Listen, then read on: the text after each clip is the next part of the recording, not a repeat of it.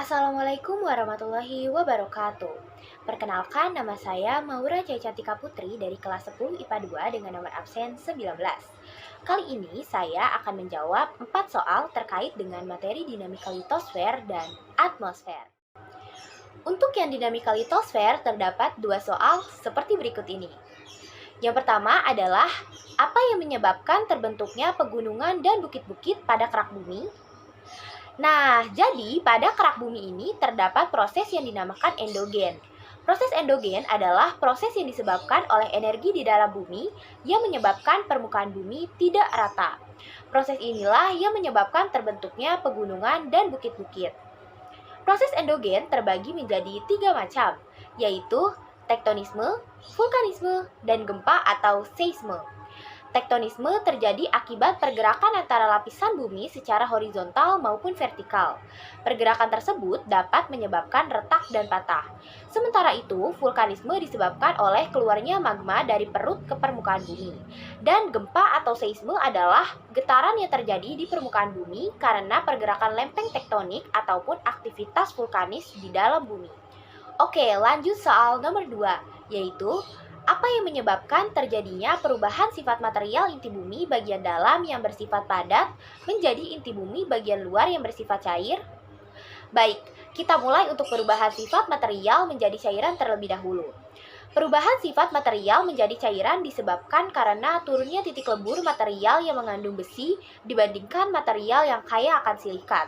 Itulah sebabnya materi yang menyusun inti bumi bagian luar berupa cairan yang kaya akan logam verum. Sebaliknya, semakin bertambahnya tekanan ke bagian yang semakin dalam akan mengakibatkan naiknya titik lebur material logam.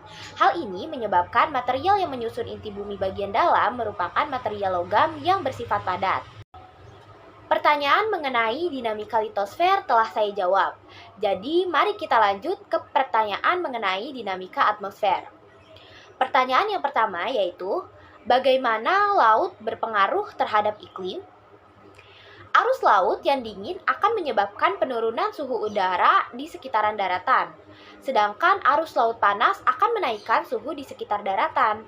Arus yang mengarah ke wilayah kutub pada umumnya bersifat lebih panas daripada lingkungan di sekitarnya, sehingga dinamakan arus panas. Sebaliknya, arus yang menuju ke wilayah ekuator pada umumnya bersifat lebih dingin daripada lingkungan yang ada di sekitarnya, sehingga dinamakan arus dingin. Arus panas pada umumnya mengakibatkan peningkatan curah hujan, karena udara yang berada di atas lautan banyak membawa uap air. Sebaliknya, arus dingin yang sedikit membawa uap air dan bergerak ke daerah lebih panas, kelembapan akan menjadi turun. Pertanyaan selanjutnya adalah, bagaimanakah proses terjadinya hujan? Proses terjadinya hujan diawali dengan penguapan air di sumber-sumber air yaitu sungai, danau, laut, dan samudra.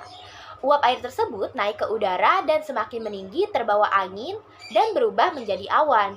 Lalu awan akan melepaskan kandungan airnya ketika mencapai titik jenuh dan terjadilah hujan. Terima kasih.